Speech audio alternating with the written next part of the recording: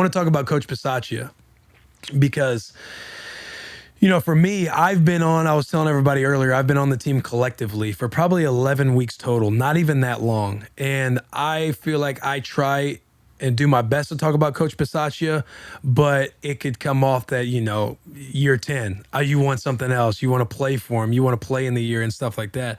But can you describe what Coach Bisaccia is like? Why everyone, and when I say everyone, why all of his players hold him in such high regard and is the leader that he is around the locker room? Because I find it difficult to explain at times. Maybe you, as somebody who's been around him for 3 years now, you can do a better job explaining to people the type of man and coach that Coach Bisaccia is. Yeah, so I've talked with a few guys about coaches in general. And coaches coach in two different ways. They coach the person and they coach the player. So you need to coach the player. You need to be technical with them. You need to be ruthless. You need to be, coaching technique. You need to know what you're talking about. But then you also need to know how to coach a player or the person. Sorry.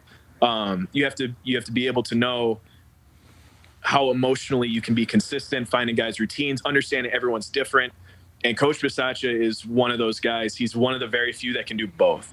Some guys are just very technical. They know the entire playbook. Some guys are very emotional. They're going to give you your plus minus sheet and help you get up for those big games. Coach Bisaccia is like ruthlessly both at the same time. He can talk to you as, playoff Willie, as Will Compton coming in. Radio show. Having to learn. Having to learn the entire, playbook in 1 day, 2 days, right? And just onboard you and get you ready to play. He has to connect to you on a personal level. But then when number 57 messes up, gets an MA, he's got to double minus you, and he's got to be ruthless in correcting that. And he knows what he's talking about. He's about that life. He's consistent with his routine. He shows up, probably 4 a.m. every single day. And to be able to have a guy that cares about you and is both coaching you as a person and as a player, I think that's the biggest thing and why guys respect him around the league. Yeah, I think you're right.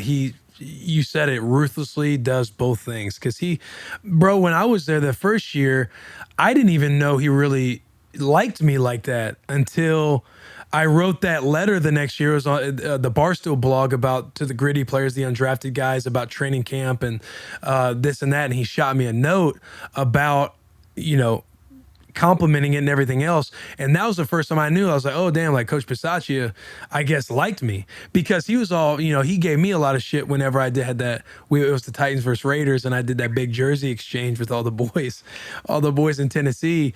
But he's somebody who, you're right, man, he's able to coach the player and the person, because the relationships he has with guys, it's like when I told the story of me getting cut, I go downstairs and I'm like, hey, Rich, I'm like, you can't cut me upstairs and face me like a man.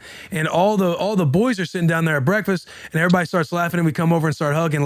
He's somebody who can sit and have breakfast with you, lunch, have all the deep conversations, have his little newsboy hat on looking like an old Italian, and sit there and talk to you. You know what I'm saying, though? The dude gets to your level personally, and then when you're in the film room, you're right, he's ruthless there too, because he can be a motherfucker now, coaching you hard and everything else. But I think that's the respect he commands. Do you feel like he has it's an Achilles heel to not be one side or the other when it comes to offense and defense? Because again, Coach Bisaccia is coaching for, I assume, a head coaching role next year. I know all the boys were wanting to play their ass off for Coach Bisaccia, me being one of them.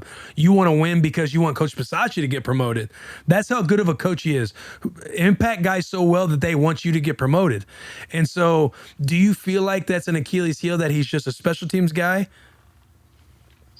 No, it's just the reality of the situation. That's just his job. I mean, he's a running back coach back in the day in college, and all the way through the NFL, and obviously a special teams coordinator, assistant head coach. But yeah, he's consistently around the guys, and it's just the reality of the situation. Because you could say it's an Achilles heel, but then on the other side, you could say he has personal relationships with guys on offense and defense. Mm-hmm. You know what I'm saying? And special teams. Special teams coordinators have to manage the entire game. Those are often the guys in the ear of the coach saying, hey, we have two minute, drill coming up. We have 2 timeouts. They've scored, 20 points. The situational awareness of a guy like that is at a different level. So you could say, it's good, bad, or indifferent. It's just the reality of the situation that he's in and we're in. And yeah, we were all on 1 year, prove it deals. You know, everyone in that building was everyone was, and you could have either, the coolest part about playing with the guys this year was you could have either went for the stats, went for, I'm worried about what my film looks like and what every other coach across the league is looking at, or you could have played for the guy next to you and known that he's got your back. And it's like, we did the second, you know what I'm saying? Like, oh yeah, it was we were all just playing for one another, and it was a choice. Like, we decided to do that because you could have easily decided to just play for yourself the rest of the season. So, yeah, is unreal. That's what I think a lot of people don't understand either, is after you guys lose Coach Gruden, you guys come out and win the next week after all the shit that had happened that week. And you end up winning for Coach Bisaccia. And I kind of knew, like, we had been on the bus talking about it too. Like, what do you think everything's like in the locker room? And I'm like, I don't think dudes are going to blink, because Coach Bisaccia is like one of the best leaders I've ever been around. And, you know, you guys, like you said, you could have hung it up. Guys could have played for themselves. That's usually what you see happen, especially when the week that I had gotten there and we get whooped by the Chiefs in the fashion that we do, and we have a 4% chance of making the playoffs after that. The boys go on a 4-game win streak and get in the playoffs. But I think that is just a perfect example of, in that situation, most of the time, guys usually pack it in and start planning on their New Year's plans or postseason plans and going to Mexico and everything else. Everybody truly wanted to win for each other and Coach Bisaccia. And to go off your answer with the special teams coach, that's something I feel like I have to ask, like a challenging little question, because I obviously agree with you. But he's somebody that also sits with the bottom half of the roster. He's somebody that understands how to talk to each guy in every seat, because everyone knows how to coach the superstars. Everybody knows how to, like, be around those guys and know who the starters are and everything else. But as a coach who sits with the special teams in the bottom half of the roster, backups and stuff like that, you know how to talk to and coach the person, coach the player, all that stuff that I feel like really plays in his favor, because again, he knows the roster up and down. He knows how important the bottom half is just as much as the top half. And again, he has such good relationships with everybody, and I just think that speaks highly of him. Yeah, he, you know, one of the first things he said when he took over is like, he was coaching for us. You know what I'm saying? Like, don't get it twisted. He wasn't coaching for himself. He was coaching for the players. And, you know, just being genuine in the work that he put in up to that point, to be able to say stuff like that and know that he means it and know it's coming from a true place, you know, it means a lot. You know, the words can all be the same. You know, interviews are probably going to, like, all the guys that are going to be on all these different podcasts and stuff, it's going to be similar. But the way it's said and, like, the emotion behind it, like, you really have to pay attention to that stuff. Like, the dude's for real. The guys were for real. The boys were for real this year. It was a blessing to be on that team. It freaking killed me I couldn't be out on that field, bro. But like I already know, man. it was a blessing to be able to be around the guys in the meeting rooms, in the weight room. Like, that's what helped me with my recovery personally, was being around this team, you know, mentally just keeping you in it. So, oh man, you're out there making fullbacks great again, dude. I hope you're back out there jumping over everybody again next year.